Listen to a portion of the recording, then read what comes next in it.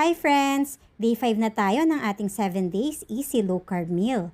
Ngayon, simple pero super sarap na chicken balls, scrambled eggs, seaweed nori, at syempre low carb chili garlic sauce.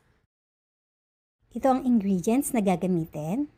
Ito naman ang mga kakailanganin para sa chili garlic sauce. Hiwain na natin ng sibuyas at bawang, tatarin lang ng maliliit.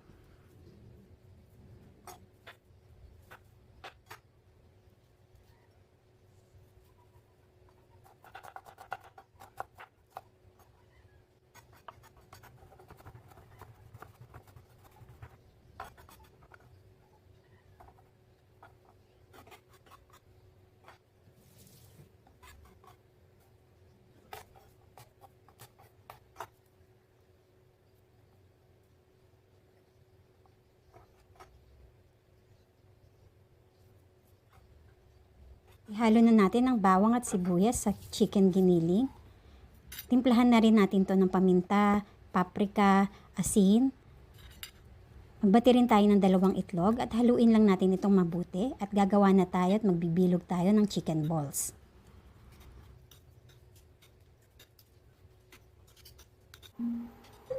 Nagpainit na rin ako ng coconut oil at isa-isa ko nang hinulog ang chicken balls. Lulutuin lang natin yung chicken balls ng 10 minutes kada side or hanggang mag-golden brown.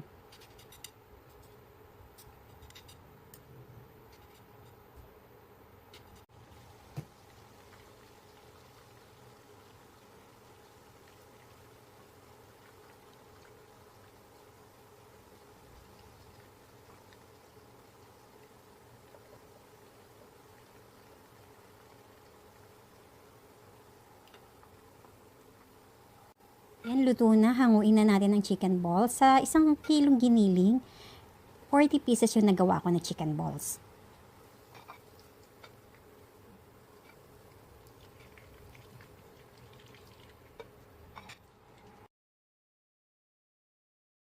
Magbati naman tayo ng 3 itlog para naman sa scrambled egg. Ilagyan ko lang to ng asin.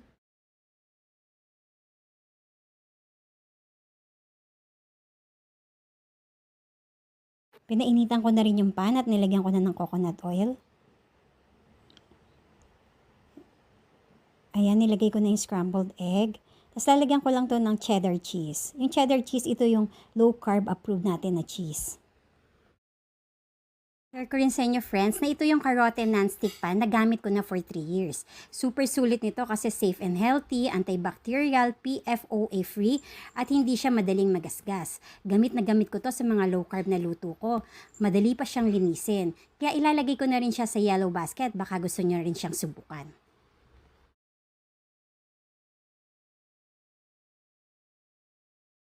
Yan, luto na ang ating scrambled egg with cheese.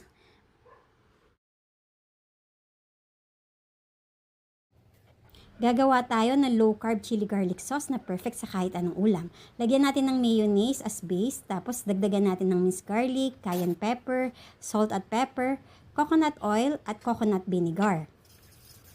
Haluin lang natin itong mabuti. Ang dali lang gawin at low carb friendly pa. Ito ang aking day 5 lunch. Kain tayo!